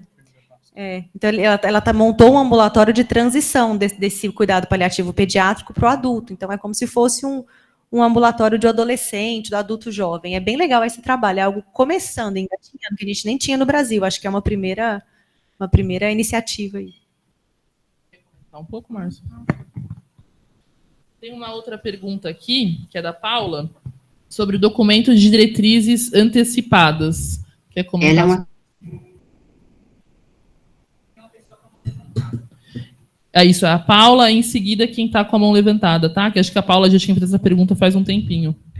Paula, sobre o documento, a gente chama de diretiva antecipada de vontade, né? Existe isso regulamentado numa resolução do Conselho Federal de Medicina de 2012, que, na verdade, ela não prevê um documento formal, né? Prevê uma documentação em prontuário de uma discussão de planejamento de cuidado que tem existido entre o médico e o paciente ou o tomador de decisão substituto por ele nomeado. o que a gente chamaria de documento, que seria um testamento vital, a gente não tem previsão legal ainda no Brasil a respeito disso, né? Algumas pessoas fazem isso, já aconteceu, eu já tive experiência de pegar alguns pacientes com isso, mas formalmente o que a gente tem de previsão de diretiva antecipada de vontade é esse planejamento registrado em prontuário, tá? Isso seria soberano sobre qualquer outra coisa que não seja a palavra do próprio paciente contrária àquilo, né? E uma coisa importante da diretiva, até, assim, às vezes o paciente, ele expressou, está documentado, registrado em prontuário, vamos supor que depois ele não consegue mais tomar decisão e a filha vem e, não, mas eu quero, não importa. Assim, se está bem registrado, né, óbvio, a gente vai trabalhar essa filha, essa família, mas a decisão do paciente tem que prevalecer. O problema disso é o que a gente falou, que muitas vezes isso não é feito, né? A gente perde o timing para fazer isso. Então, no Brasil, a gente tem essa...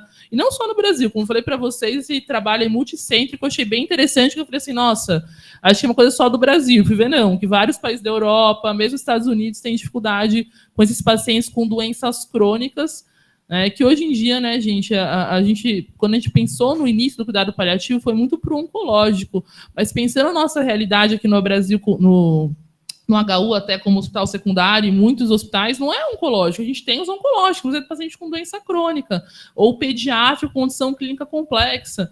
Então, a gente mudou bastante, né, esse panorama. Posso complementar, Carla? Pode. Todas as vezes que eu tenho um paciente que ele quer conversar sobre planejamento de cuidado, diretiva antecipada de vontade, ou ele chega me pedindo para confeccionar com ele um testamento vital, eu sempre falo, quem é seu representante substitutivo se você não estiver aqui? Porque legalmente, a gente sabe, né, filho, esposa, enfim. Eu sempre falo para o paciente assim, vamos trazer alguém para estar junto nessa conversa? Vamos conversar com os seus familiares, os seus responsáveis, para eles saberem, porque está no prontuário, eu sei. Mas como é que a gente vai lidar com o seu familiar quando você não estiver consciente? Então é importante trazer a família para perto para não ter esse tipo de surpresa. Não, mas ninguém me falou nada. Ele nunca disse isso para mim. Isso que está no prontuário não foi ele que falou, não. Mesma coisa o testamento vital. Um dia um paciente falou para mim que tinha um testamento vital. Eu falei, cadê o testamento vital? Está na gaveta. Eu falei, como assim está na gaveta? Você precisa entregar para mim, que sou sua médica, para revisar e deixar com seus familiares uma cópia, porque, né? Então isso é importante explicar para os pacientes também. E quando a família fala que não sabe nada, a gente não sabe se realmente não sabe nada ou está em negação, que é o que a gente vê muito, né? Aí o médico foi lá, teve uma linda comunicação, como a gente viu aqui no caso 2, chega no dia seguinte, é outro médico, não, mas o médico não me falou nada, eu não estou sabendo de nada. Aí você fala, será que o meu colega mentiu no prontuário? Não. Porque essa família, gente, isso é bem importante, né? A família dos pacientes em cuidados paliativos tem aquele movimento, né, pendular, entre aceitação e negação, e eles vão mudando, então a gente não pode se espantar. Espantoso seria se a família não tivesse essa volatilidade que a gente fala, né? Então isso aí é esperado, isso faz parte dessa questão psíquica, né? Do familiar lidando com tudo isso, né? E alguém tinha levantado a mão, gente, a Bia? Bia, você pode falar? Bom dia a todos. Inicialmente, eu gostaria muito de agradecer, né, a oportunidade de estar com vocês nesse momento e a mesa, né, por essa discussão de um caso tão interessante. Eu só queria, Carla, estar concordando com você, né, em relação aos familiares, né, que têm maior dificuldade de aceitar, né, assim, o que será feito ou não pelo paciente, que são aqueles familiares mais ausentes mesmo, né, isso, na minha experiência como enfermeira, né, eu tive várias situações que mostravam isso, né, e o sentimento que eu digo é o total remorso, né, então eles exigem, né, da equipe de saúde, o que eles não fizeram a vida inteira, né, e o tempo, talvez, para que eles possam estar se dedicando e fazer tudo aquilo que não foi feito, né? Então, eu vejo que a enfermagem sofre muito com isso, né, porque o médico dá a notícia, vai embora, mas a enfermagem fica 24 horas e está, né, em todas as visitas, né, a enfermagem é que está mais acolhendo essa família, né? Então, assim, são familiares bem difíceis da gente estar lidando, né? E, em relação também, né, ao que a Dumara trouxe, né, o quanto é difícil para a gente, né? Eu fiz a minha tese de doutorado, né, com profissionais que trabalhavam, né, tanto na UTI de adulto quanto de crianças, aí no HU, né? Então a gente vê essa dificuldade mesmo, muito maior, né, do profissional que lida com familiares de crianças, né? E assim, e todos nós, né? A gente vê isso na literatura, que a nossa aceitação de uma morte de criança é muito, muito mais dolorida do que a morte de um adulto. É um problema de cultura, né? E que não é fácil. A esperança, eu fui, né? Assim, meu filho, quando nasceu, teve parada cardiorrespiratória, e em momento nenhum eu pensei que ele fosse morrer, né? Então, isso é uma convicção de mãe, né? Que a gente vai criar aquela criança, vai ver aquela criança ficar adulta, envelhecer, né? E faz parte mesmo da nossa cultura. Era só isso, e mais uma vez agradecer a oportunidade. Obrigada. Obrigada, professora Beatriz. A professora Beatriz, ela é enfermeira de formação, trabalhou muitos anos aqui no HU e atualmente ela é docente, né, na EASH, na USP Leste, e também faz parte do nosso núcleo de cuidados paliativos. E eu acho que uma coisa, só um minuto já passo a palavra para a Nancy, que eu achei interessante, eu queria só ressaltar aqui, gente, é a importância do papel da enfermagem. E não só o enfermeiro, o técnico, o auxiliar de enfermagem, porque é quem está o tempo todo ali. Isso que ela falou é verdade. O médico, ele fica a menor parte do tempo com o paciente, com a família. Ele vai fazer uma comunicação. Quem está ali o tempo todo, né? A equipe multi também, o físico entra ali, mas quem está o tempo todo ali é o técnico, o auxiliar de enfermagem, né? O enfermeiro. Então, olha a importância, né, da gente capacitar muito bem esses profissionais também para isso, né? Nancy? Queria pegar a deixa da Bia para ressaltar a importância da comunicação também entre a equipe, né? Isso que a Bia falou é fundamental mesmo.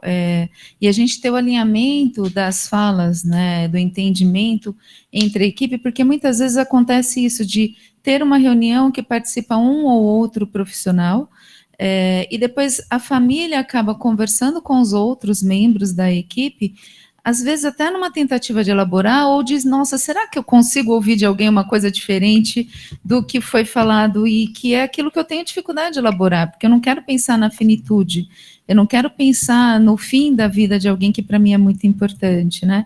Então, daí a importância da equipe também estar alinhada, né? A gente percebe pelo serviço social que muitas vezes conflitos aconteceram porque um profissional disse de uma forma, o outro falou a mesma coisa de uma forma diferente, e aí já virou todo aquele ruído, né? E o quanto isso interfere na elaboração da família daquele processo, que às vezes não consegue mais nem estar muito junto com o paciente, e acaba tendo todo um desgaste, né? Que talvez a gente pudesse também ter esse cuidado.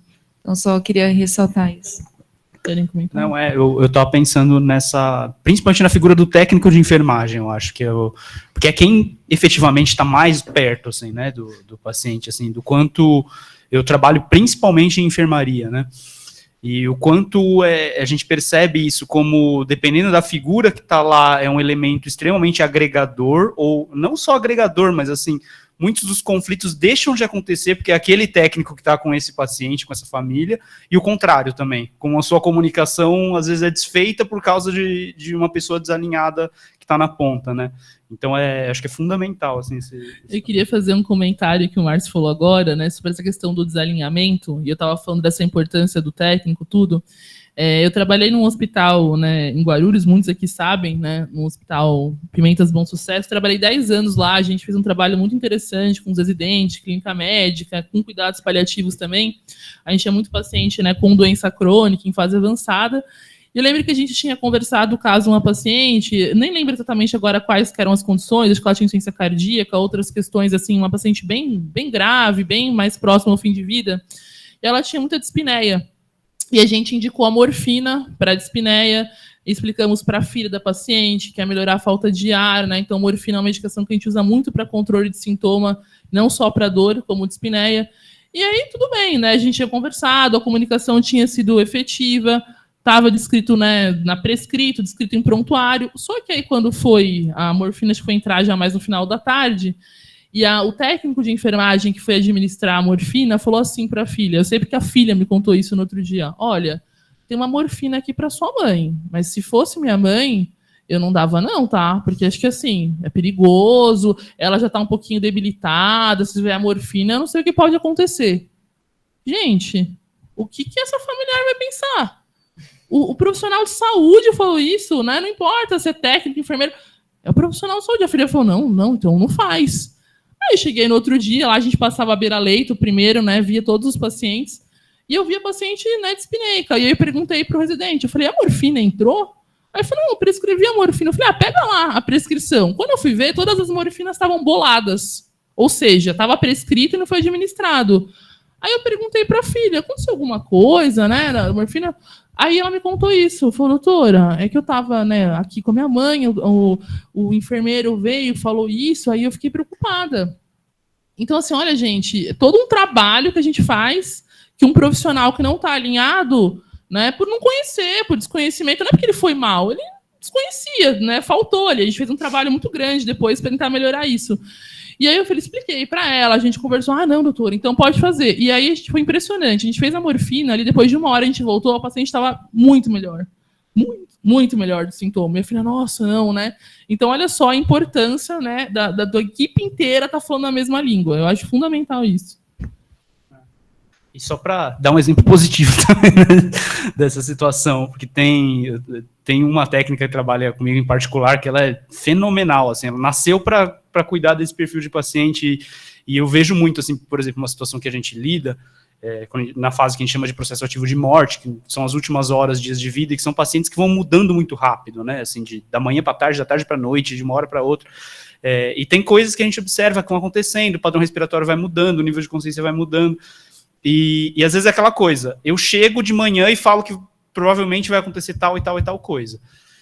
Mas isso é muito menos efetivo do que quem está do lado lá saber disso e acolher isso. Então, por exemplo, quando eu sei que está com essa profissional em particular, eu fico muito mais tranquilo, porque eu sei que se surgir tal ruído respiratório, ela vai saber explicar para a família o que é, vai saber explicar o que vai fazer, e isso, nossa, assim, muda radicalmente, assim, a percepção de cuidado, a efetividade de controle de sintomas em si, então é muito, muito fundamental. Eu acho super importante, né? Vocês viram que a gente falou aqui, né, sobre comunicação com a família, comunicação com o paciente, comunicação com a equipe. Então, quando a gente fala de comunicação, né, gente, isso é o nosso dia a dia. E uma coisa que eu queria falar para vocês de comunicação, que não é assim, nossa, eu nasci bom comunicador, que maravilha. Outros, nossa, eu sou péssimo. Não, a comunicação é uma habilidade que ela tem que ser treinada. Ninguém nasce... Tudo bem, tem pessoas que nascem melhores comunicadores que outras, mas essa é uma habilidade que tem que ser treinada. Todos nós, e mesmo nós que já temos formação, mas a gente tem que todos os dias se aprimorar, treinar, tá, gente? Então a gente só vai ficar um bom comunicador treinando bastante, né? E treinando essa habilidade.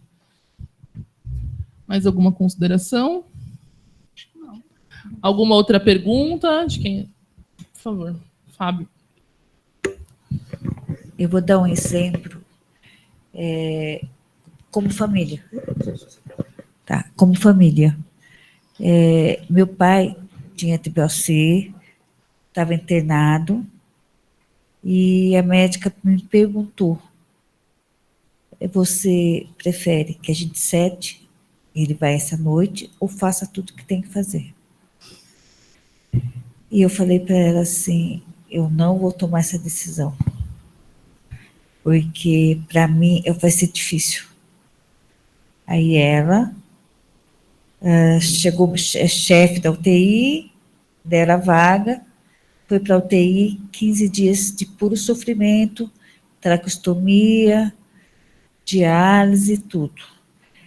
E hoje eu falo assim, por que eu falei 7 e deixo ele quieto? Que arrependimento.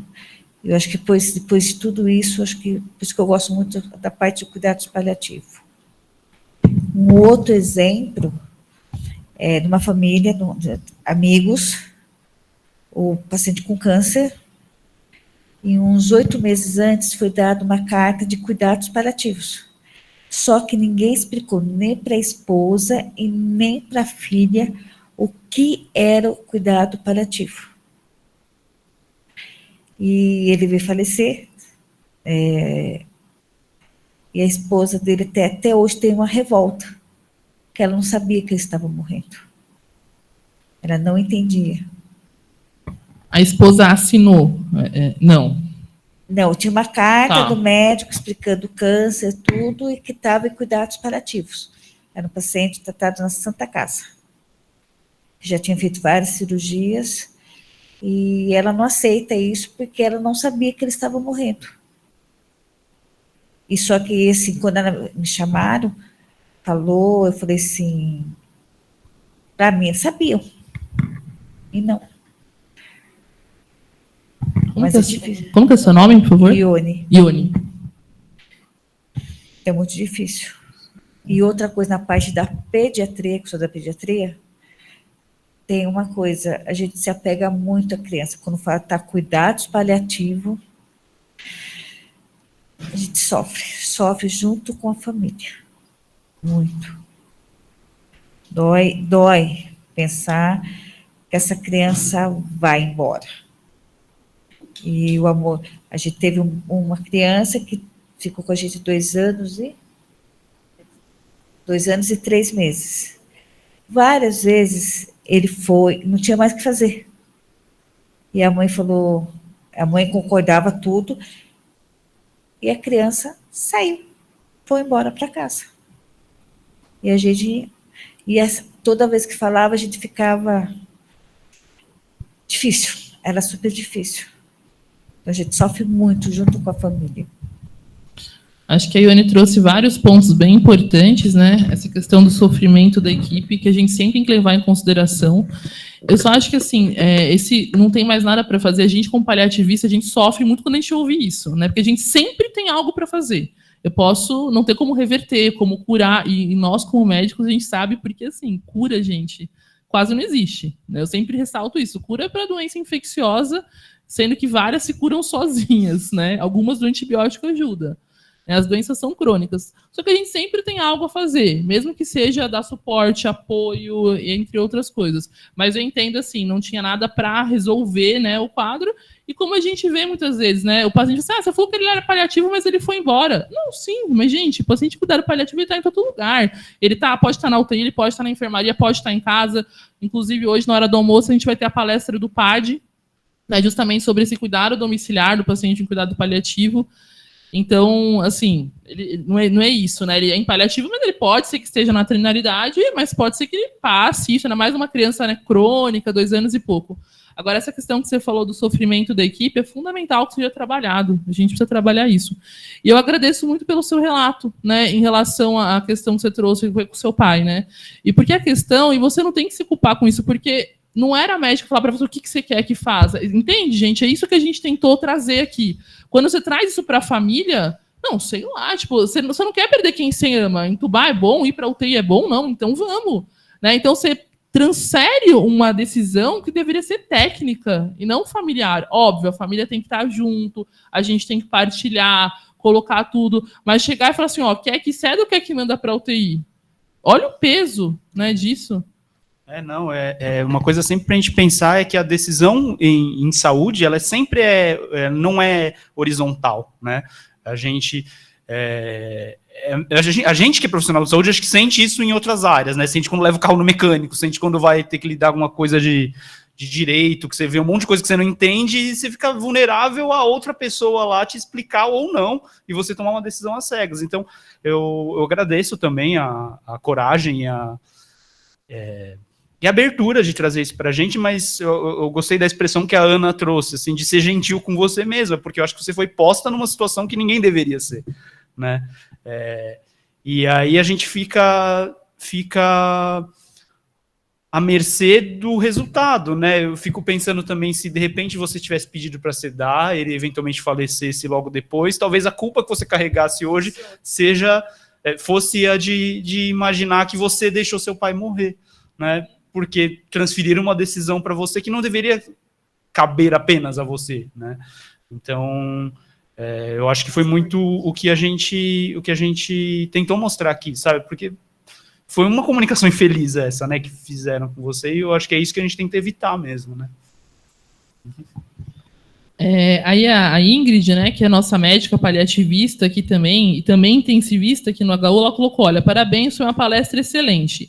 Acho que é importante, sempre que possível, quando formos fazer uma reunião ou comunicação com familiares, ter outros profissionais da equipe multi.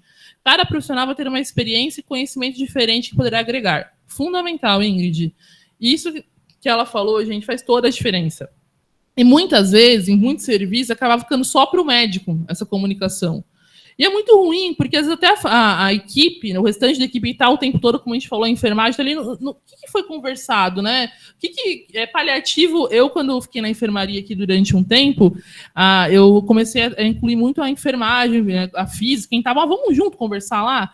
Isso fez toda a diferença, porque a enfermagem me falava assim, olha, eu não entendo muitas vezes, é paliativo, tá, mas qual que é o plano, o que está acontecendo? Então, quando você inclui outros atores da equipe, é muito importante para o entendimento. E outra coisa, os outros atores, né, que estão envolvidos ali no cuidado, eles trazem outras coisas para a gente, que agrega muito nessa hora da comunicação. Então, isso que a Ingrid falou realmente é fundamental. Mais alguém, gente, quer fazer alguma pergunta, comentário? Bom dia. Meu nome é Vanessa, eu sou enfermeira do pronto-socorro infantil. E acho que o pessoal da pediatria falou bastante aqui, né, do setor de internação. Mas como eu sou do pronto-socorro, eu queria que vocês contassem um pouco da experiência de vocês, porque toda vez que tem uma alta complexa como essa, uma criança de 2 anos, né, que ficou internada aqui, sobre o sistema mesmo de documentação, sabe? Porque eu fico tensa todos os dias que eu chego aqui, se na sala de emergência vai tocar a campainha, a gente vai chegar lá, e é uma criança que teve alta, né, ficou um tempão internado, e o nosso grau de autonomia, né, para atuar e respeitar o que foi combinado, né, se naquele momento tenso ali da emergência, a família, né, assim, eles têm que se posicionar, eles têm voz legalmente para falar, não, já foi combinado, porque geralmente o residente já toma a cabeceira, já pega o laringo, entuba e acabou. Né, e aí eu fico meio assim, às vezes, anestesiada, porque eu também sigo ali o barco, pego acesso, passo sonda e pede vaga de UTI, a criança sobe e acabou. Então, né, assim, é sempre muito tenso para a gente, na emergência, tomar algumas decisões. E, na verdade, é meio que um desabafo, né, porque isso eu vivo há 16 anos aqui, que eu trabalho no mesmo setor. E assim, essa transição que vocês falaram, né, dos pacientes, para a gente também é um desapego, né, quando a gente, às vezes o pessoal do PS adulto fala assim, chegou um neuropata aqui de vocês, e aí fica aquilo, né, assim, ele vai ficar com a gente, vai ficar com vocês, como é que vai fazer, porque ele pesa 20 quilos, e a gente não tem muito, né, conhecimento de manejo mesmo, né, porque a família... eu já ouvi coisas horríveis, né, assim, tipo assim, não, quando ele for para o PS adulto, aí as coisas vão mudar, não vai ser desse jeito mais aqui, né, e é triste, porque eu sei que não é, né, bem por aí que as coisas acontecem, acho que a gente está caminhando muito para alinhar aí as decisões, as condutas, de uma forma respeitosa, né, com o paciente, com a família, principalmente. E acho que, assim, a minha dúvida, eu entendo que seja mesmo uma questão de regimento mesmo, né, o que existe, o que a gente pode pensar e refletir a respeito disso. Quer começar comentando? Assim? Como que é? Tem que lidar mais com essa pediatria. Não, acho que eu vejo criança, mas acho que o contexto de emergência é sempre um contexto, outro cuidado paliativo, né, na emergência, assim. Eu tenho a impressão que se está tudo documentado, a gente tem a facilidade de ter a documentação, mas mais do que a documentação, a família está muito orientada, né, em relação a um planejamento de cuidado, qual o objetivo de cuidado, né. E acho que a gente consegue tirar essa família e conversar, principalmente se tem mais de uma pessoa para fazer isso, né? Que alguém fica lá dentro com a criança, tentando deixar a criança confortável, enquanto alguém vai abordar estes pais em relação a, né? Eu não sei como é aqui, se vocês, talvez você está contando que tem pacientes que vocês já conhecem, né? Então, de repente, você já tem alguém ali que já conhece a família, já tem um vínculo e já sabe que foi comunicado isso na alta, né, para abordar essa família. Lembra que o doutor fulano, né, conversou com você? Como foi essa conversa enquanto alguém está cuidando da criança? Mas eu tenho a impressão de que, às vezes, as coisas na emergência são atropeladas e a gente faz o que dá para fazer na emergência. Então, eu acho que, eu não sei qual que é a visão do Márcio e da Carla. A Carla faz mais emergência, ou fez, e os dois fizeram muito mais emergência do que eu, mas eu sempre tenho a impressão da emergência que a gente faz o que dá no sentido de que é sempre a favor do paciente. Se a gente tiver que fazer algo a mais, que seja feito, e depois a gente faz controle de danos. Ou com retirada de suporte, ou com não colocação de novos suportes, né? Porque a gente também tem que pensar naquela família que vai ficar. Isso não é só na pediatria, né? Às vezes, assim, não foi conversado, ou a família está num momento, né? E aí você deixa de fazer algo que poderia, ok, talvez eu só vou prolongar um pouco o tempo daquela criança ou daquela pessoa, mas eu vou ganhar um tempo para abordar essa família. E a gente está respaldado pelo nosso conselho de ética, né, para a gente poder fazer retirada de suporte. Então, acho que é melhor a gente fazer a mais, se eu não consigo fazer essa comunicação, e depois a gente senta e faz controle de danos e retira o que der de suporte ou não coloca mais suportes. Essa é a minha impressão. Né, mas eu não sei o que eles pensam. Eu queria fazer um comentário antes do Márcio falar, que eu acho que a gente tem algumas dificuldades aqui no HU, e uma que eu vou deixar bem clara é a questão do nosso prontuário ser papel. A gente não tem prontuário eletrônico ainda, isso dificulta, sim, porque, assim, chega o paciente para mim ali que eu não conheço. A equipe da pediatria lá da enfermaria conhece, ficou um ano lá, só que, quer dizer, eu estou no plantão aquele dia e não conheço aquele paciente, eu não sei. Né? E às vezes a família chega no desespero e não traz para a gente o que está acontecendo. Se você entra no prontuário eletrônico e você vê bem registrado, olha, um paciente... Você tem um tempo, é o que a Ana falou, olha, alguém está cuidando da criança na sala, aí outra parte da equipe sai para fazer uma comunicação. Olha, o que você está entendendo, né, o que está acontecendo. E eu vou falar também do lugar de emergencista, que eu sou, ainda hoje, aqui no HU, trabalho na emergência, e a gente faz muito cuidado paliativo na emergência. E nem sempre, gente, em situações ideais. Como eu falei para vocês, a emergência, a gente tem que fazer um damage control, redução de danos. E o que a Ana falou também do, olha, às vezes a gente está na dúvida, é melhor colocar e depois a gente vê e tira, eu acho que isso é verdade. A gente sabe que, eticamente, não há diferença entre não colocar ou suspender depois que aquilo não faz sentido, porém, do ponto de vista da equipe e até pessoal, é muito mais difícil retirar um suporte do que não colocar. Então, por exemplo, você entubou a criança, aí depois você foi, conversou com a família e falou, não, já era uma paciente, estava esperado, não. Extubação paliativa, nossa, a equipe, o quê? Vai extubar? Não, como assim? E, gente, em muitos locais do mundo, a extubação paliativa é feita há muitos anos. Na Austrália, eles têm uma experiência, acho que há mais de 20 anos, com extubação paliativa. E no Brasil, a gente tem feito, sim, mas quando a gente fala no contexto de criança, olha a dificuldade, né? Não, como assim vai extubar? Então, às vezes, apesar do que a gente fala, né, do if hold e if draw, né, que é você não fazer ou suspender, apesar de eticamente não haver diferença, para a equipe e para a família, às vezes é muito difícil. Essa questão de retirada de suporte. Isso aqui daria uma aula só para falar sobre isso, mas eu vou deixar o Márcio comentar também. E, só para também falar, na quarta-feira de manhã, a gente vai ter uma palestra só sobre cuidado paliativo na emergência. É mais no contexto adulto, mas acho que muitas coisas, assim, são interessantes, que é com a doutora Verusca, que é médica paliativista e emergencista há muitos anos lá no ICESP. Então, eu também já deixo aqui o convite, mas queria que você comentasse um pouquinho. Não, que eu ia falar da questão da documentação, né? Porque, em teoria, se a gente tem esse documento e esse documento me fugiu a palavra agora, mas é respaldado pela pessoa que está lá na frente, aquilo deve ser respeitado, né?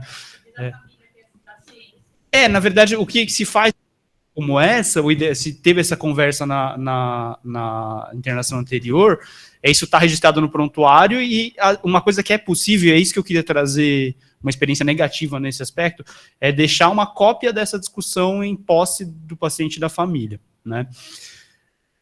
E aí é que tá, assim, o ideal é a gente ter fácil acesso, por exemplo, no prontuário eletrônico, numa coisa desse tipo, Mas aí a gente bate numa questão de continuidade de cuidado. Uma experiência que a gente teve, eu trabalhei 5 anos no HC, né, no Núcleo de Cuidados Paliativos lá, e uma dificuldade grande que a gente tinha lá é a questão de que, por ser porta fechada do pronto-socorro, o nosso paciente não era atendido na urgência de lá. Ele era, às vezes, referenciado, mas normalmente ele ia passar ou em algum outro lugar que referenciaria para lá, ou no que fosse mais perto de casa. E a gente tinha o hábito de deixar essa documentação em mãos, que em certo momento a gente abandonou quando começou a perceber que, dependendo de onde esse paciente parava, aquilo virava uma chancela para quem atendia largar esse paciente e não fazer nada. E que a gente viu que era muito pior do que, às vezes, deixar ele morrer invadido, sabe? Que algum cuidado, pelo menos, ele estaria recebendo. Que é a mistanase, né? A O mistanase, abandono. exatamente, Isso... que é o pior de todos os cenários. É assim. cenário. E muita gente que fala que faz cuidado paliativo faz mistanase. Que não, isso aqui é paliativo, é abandono, o paciente ali larga, né? E, então tem um ponto a se pensar assim. Aqui, acho que a gente tende a ter, por exemplo, esse paciente que é da comunidade, por exemplo, né? Ele tende a ser sempre atendido aqui. Então isso gera uma certa facilidade, mas aí bate também na questão do que a Ana falou. Às vezes não vai ter gente ou tempo suficiente para que aquela decisão seja reacessada pela natureza da emergência que esse paciente vem. Às vezes vem parada respiratória, e aí não dá para você parar 5 minutos, que seja para discutir plano de cuidado, né? E aí a recomendação que a gente tem sempre quando a gente fala de cenários extremos em que você não tem um cuidado definido é de tomar a via de conduta menos definitiva. Então, quer dizer, aquilo que lá na frente dá para eu reverter ou contornar. Às vezes, então, entubar esse paciente em parada respiratória vai ser a via menos definitiva. E é o que dá, assim. É isso, né? O pronto-socorro não é o lugar da perfeição, é o lugar de controlar, apagar incêndio e depois ver por que pegou fogo e não deixar mais pegar de novo, né? Então, eu acho que não... assim, tem muita coisa para a gente não caminhar nessa situação ideal. E quando não tem, também não dá para se sentir culpado por isso, né? Eu só vou abrir a palavra para a doutora Ingrid, e aí a gente vai encerrar também, porque os nossos palestrantes aí têm horário, mas eu ficaria aqui a manhã toda ainda conversando, que tem muita coisa para a gente falar, mas a gente vai ter uma semana aí recheada. Acho que a Ingrid quer falar, e até foi importante ela levantar a mão, que acho que não sei se ela vai trazer isso, então vou deixar ela falar talvez da experiência do que a gente faz aqui, né, no ambulatório de cuidados paliativos em relação a isso, para tentar não ter tanto essa perda, né? Pode falar, Ingrid. Eu falo justamente isso, doutora, sobre a nossa experiência, né? Porque o doutor Márcio, ele foi meu professor, né? No HC. E a gente tinha essa questão da carta roxa, né? No HC a gente chamava de carta roxa, e realmente a gente parou de usar por causa dessa questão mesmo da mistanase. Só que agora no HU, a gente tinha os prontuários dos pacientes, a gente tem uma planilha que a gente faz uma ligação pós-grupo para as famílias, né? E aí, quando eu ia fazendo essas ligações, eu fui percebendo que os pacientes todos morriam invadidos, mesmo sendo conversado bastante no ambulatório. Então, a gente discutiu um dia na nossa reunião de núcleo o que a gente poderia fazer para melhorar. E aí, a gente chegou à conclusão, né, com experiências de várias pessoas que estão no nosso grupo, que talvez fosse interessante a gente fazer essa carta, né? Só que de uma forma diferente. O que a gente vem fazendo no ambulatório? A gente escreve o planejamento de cuidados bem detalhados. Então, assim, por exemplo, esse paciente, ele é elegível a receber antibiótico. Esse paciente, ele é elegível a, por exemplo, receber morfina para dor. Esse paciente, ele não é elegível para ser intubado. Esse paciente, ele é elegível para passar uma sonda nasolateral. Então, bem detalhado para o médico, porque não é que seja um médico generalista que vai chegar na porta que vai receber, para que ele tenha esse entendimento e às vezes ela está deixando o telefone disponível se o médico quiser para entrar em contato. Alguns pacientes que vão entrando em processo ativo de morte ou final de vida também deixa o telefone e a gente fica à disposição. E quando os pacientes muitas vezes chegam no HU, eles também entram em contato comigo, mandam mensagem, eu entro em contato com a doutora Carla, que já entra em contato com a assistente. Então, eu acho que tem mudado bastante essa questão de fazer descanada dos pacientes por causa dessa nossa dificuldade mesmo do prontuário. Obrigada, Ingrid. Só porque às vezes o áudio... Inclusive, até ia falar que a professora Bia que deu essa ideia pra gente, né? Que ela trouxe a experiência dela de Portugal e, nossa, foi excelente.